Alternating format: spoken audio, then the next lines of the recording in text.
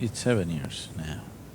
If it was 7 days, I would speak something sweet and that will be a balm and a solace for you. Now that it's 7 years, I say cruel things, okay? They're not cruel, it's just that's the way of life. If we do not get the way of life, we will become unfit to live life. If we do not understand the ways of life, we will render ourselves unfit to live life. So, you know very well, every day, a lot of people are dying. As we sit here in satsang, in 2 hours, how many people do you think would have died in the world? Huh? What's the estimate? Somebody who's a doctor or an undertaker, you must know. What's the numbers like? Let's say a few thousands, all right? I don't know, it could be more than that, isn't it? In 24 hours, I think a few million people are dying, yes? Couple of million at least must be dying. In 2 hours, a few 100,000 are dying. And every one of them who die will be dear to somebody, yes? Maybe 1 person, 2 people, 5 people, 10 people are crying right now about that 1 person who died, yes or no? So, do we say, oh, it's nothing anyway, they die, leave them alone? That's not it, that is callousness. I'm not talking about that. But still, to understand that this is the way life is structured, but you have structured your thought and emotion in a different way, which is bound to break at some point. Either it's going to break because you die or somebody else dies. If both of you have to live forever, then we cannot tolerate this. Yes? Can you tolerate a whole lot of people who are attached to each other, they never die? Can you tolerate this? It will happen invariably. The only thing is we wish that everybody has a complete cycle of life and die. That's our wish. But what is a complete cycle of life? Today doctors are saying if you live for another 50 years, we will make you live for 500 years. Of course you won't remember what happened 400 years ago, but it doesn't matter, we'll make you live 500 years. Only thing is, you must have tubes and pins and needles and connected to you wherever you go, but you live for 500 years. You know they're saying this?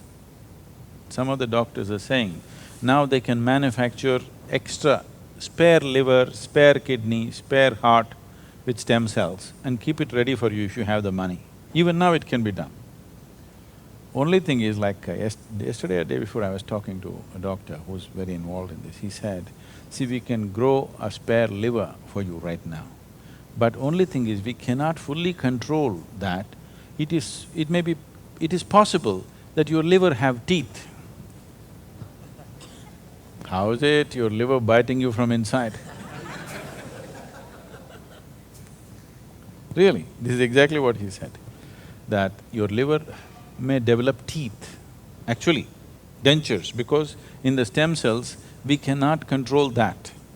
Your heart may happen, but it may have a nose and it wants to breathe, not only just beat. Then you have to open up a small hole for it to breathe. Like this, I'm saying you can stretch it. But nobody is talking about never dying, okay? Instead of 50 years, we said 100. Instead of 100, we said 160 with yoga. Now they're saying 500 we will do with spare kidney, spare heart, spare liver, everything done. Even if you live for 500, will you die gracefully, I'm asking? Even at 500, the same struggle will go on, isn't it? Postponement, and much more struggle will happen along the way. So many surgeries of transplant. It's a good business model, but it is not a way to live. So we wish that everybody gets to live their natural lifespan. But what is natural is not for you and me to decide, isn't it? for whatever reason. When life is here, we do everything possible to preserve it and nurture it.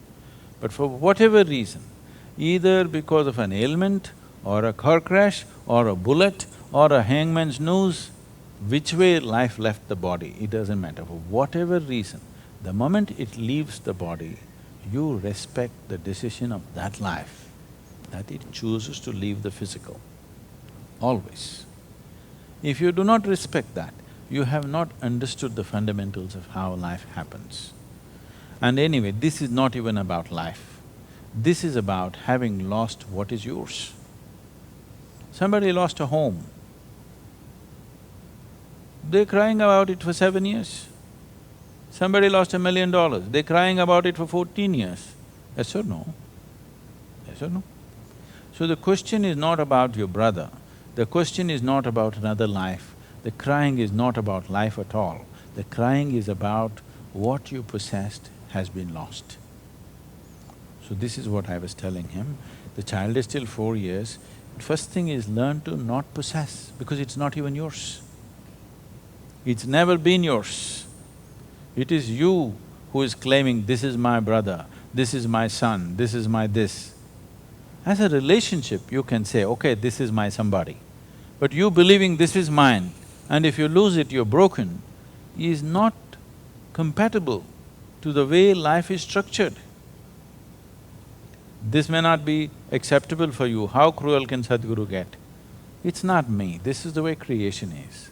Either you see it and be in tune with it and make maximum out of life, or you don't see it and cry about everything that happens. So, this is the most important thing that you do as a child. In India, the only reason, now they have for different reasons, the only reason why they wanted to have a son is because in your old age, he will remind you about your spiritual responsibility. He will remind you about your mukti, your liberation, and if you don't get it in your life, he will facilitate it even after you're dead. Just for this one reason, everybody wanted to have children. So, I'm saying that is your fundamental duty to one who delivered you, who brought you to life, to remind her about the nature of life and tell her what is the most important thing. You are not the most important thing in her life. She has to find her ultimate nature, that is the most important thing.